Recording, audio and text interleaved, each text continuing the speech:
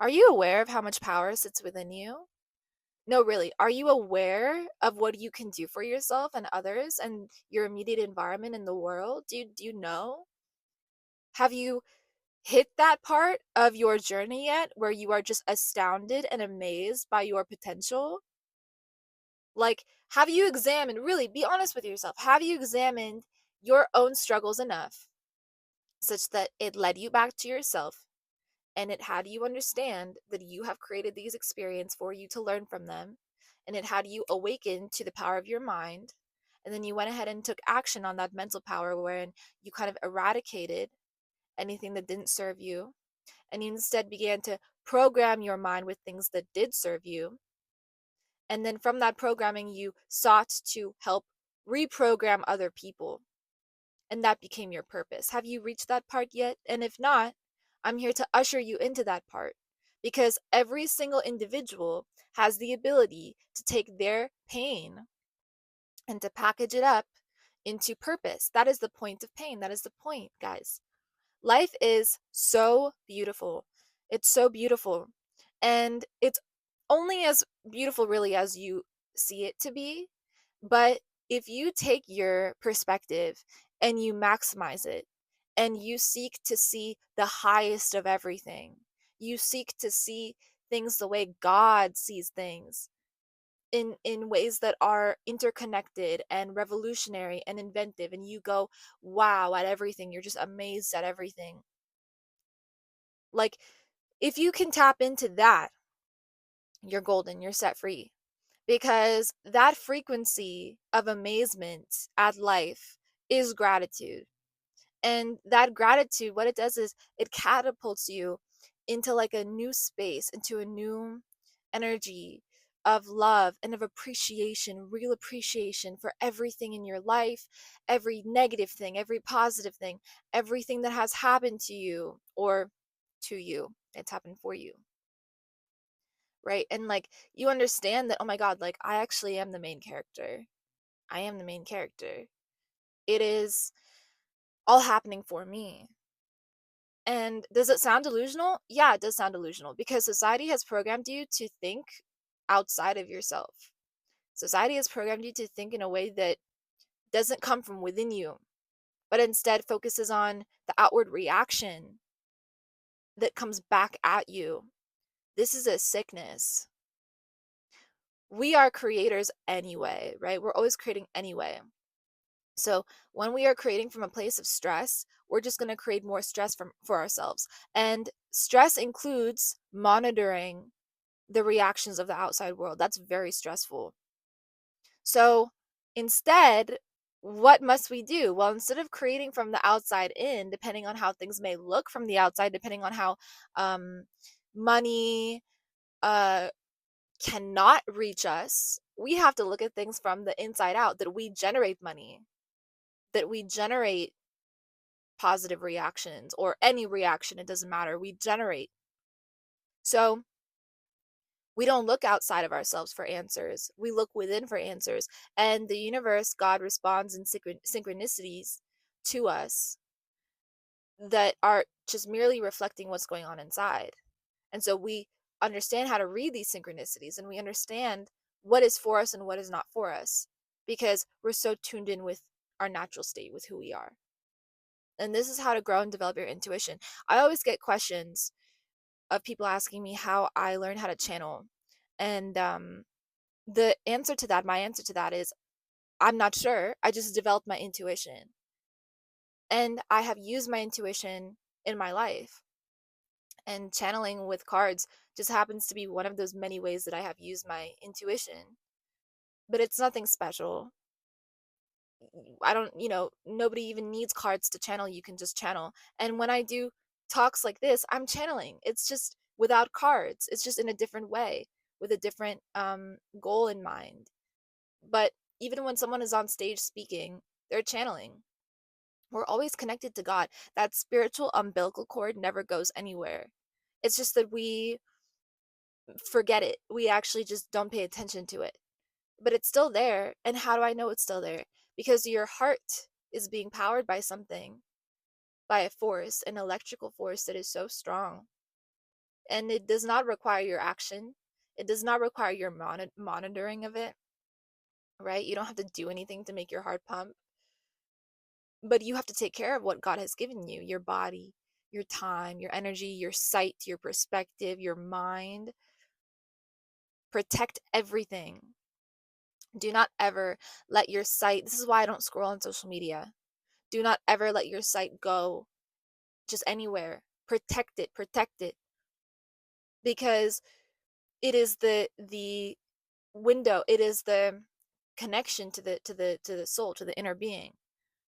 And when we focus on things that we enjoy, like nature, like beauty, like everything that is already in abundance given to us, and when we appreciate God as he is manifested, then we see love everywhere. We see beauty everywhere. We see abundance everywhere. We're not in lack mentality. But when we focus on the man-made created outside world, we will be in lack mentality, because everything within the matrix, so to speak, that's like the best word I can think of for it.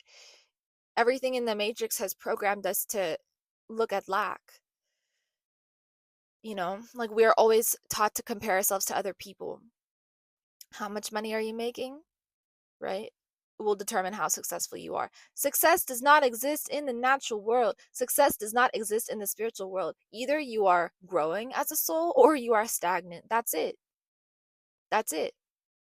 And soul growth happens automatically. It's just like your heart being pumped. It does not actually require you to do anything.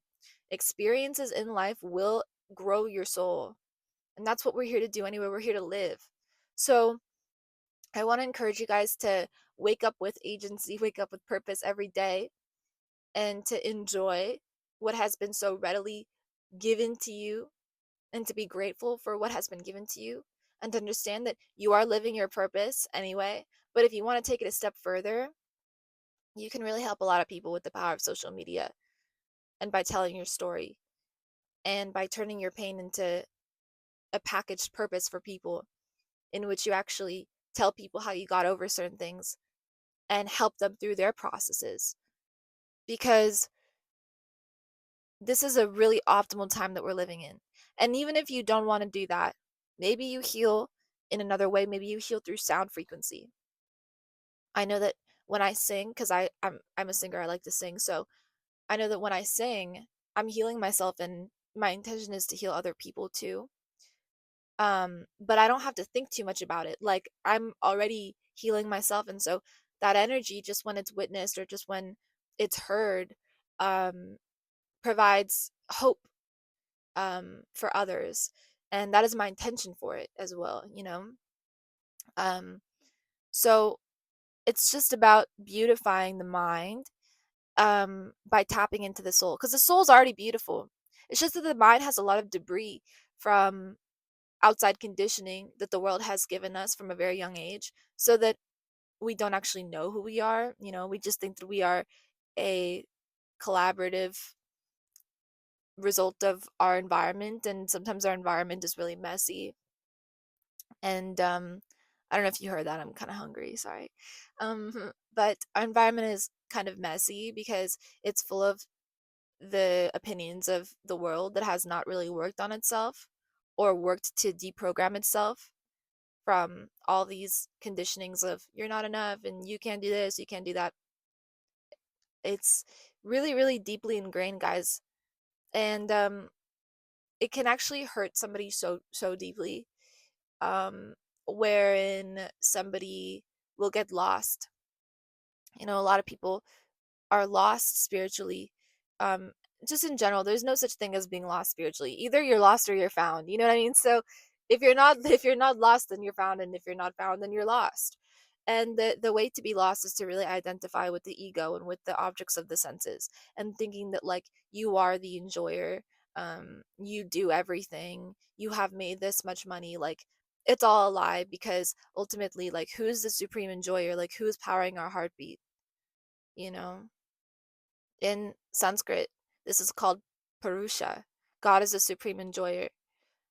So when we understand this, and when we understand that when we do anything, we can do it out of devotion, out of bhakti, out of love, and our life becomes a moving prayer. You know, we exist richly, and this is going to result in a lot of beauty because everything is energetic.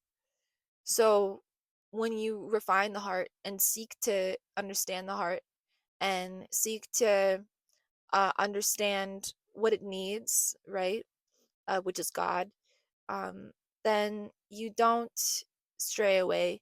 You don't forget that spiritual umbilical cord.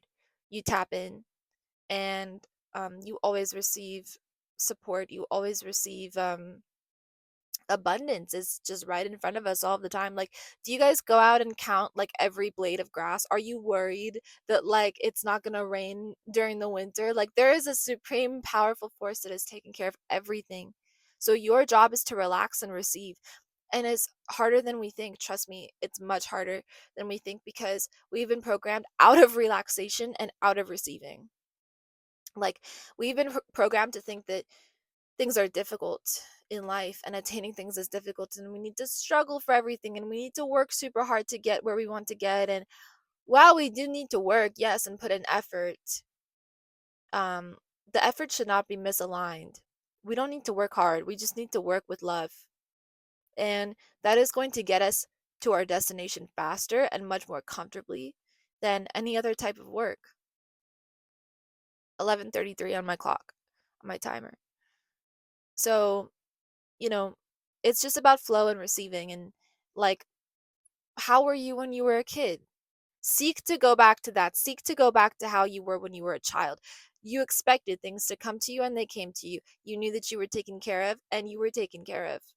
And it was because of your knowing that you were taken care of. Your knowing actually result because belief creates reality. Like, what we believe in will solidify.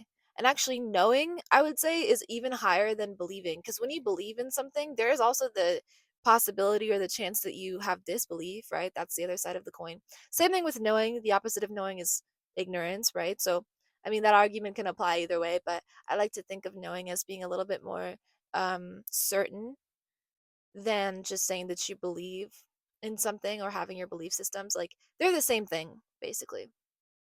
But when you know something to be true, um you you know it, and that's it, and it manifests. And I don't know why I'm teaching you how to get what you want, but that's how to get what you want in different ways.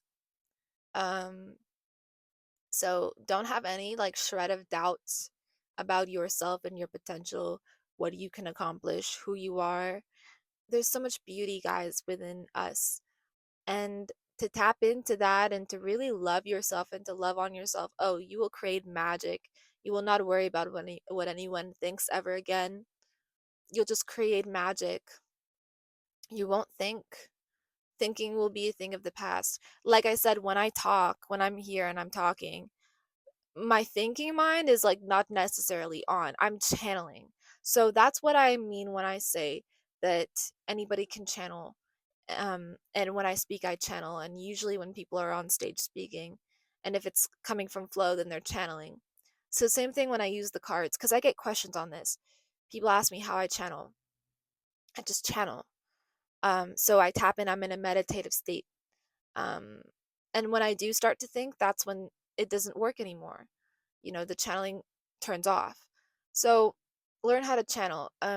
When I sing, I channel. So you can actually, like, when you play a sport, right? Are you thinking? No, you're channeling with your movements, with your body movements. You're in flow. Same thing, but you're just channeling with your body. So, you know, seek to get into flow state, and you'll understand that it's God. It's God. It's God working through us all the time. We cannot take credit for anything. The second that we take credit, that's when we become deluded because we think that we're doing something. So that means we can also fail. We cannot fail when it comes to creation. We cannot fail when it comes to flow. There's no failure or success. There's only flow. Write that down.